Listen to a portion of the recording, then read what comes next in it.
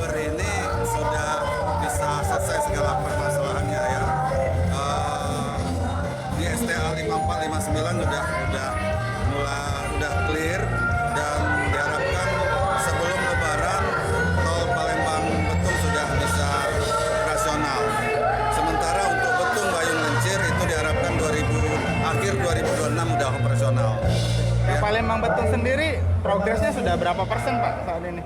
Kalau progresnya itu ada spot-spot ya, nggak bisa kita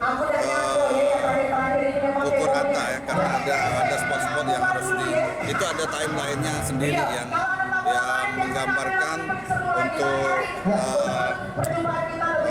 segmen sekian persen, segmen sekian, saya nggak begitu hafal, tapi insya Allah kita sepakat sebelum Lebaran itu sudah fungsional.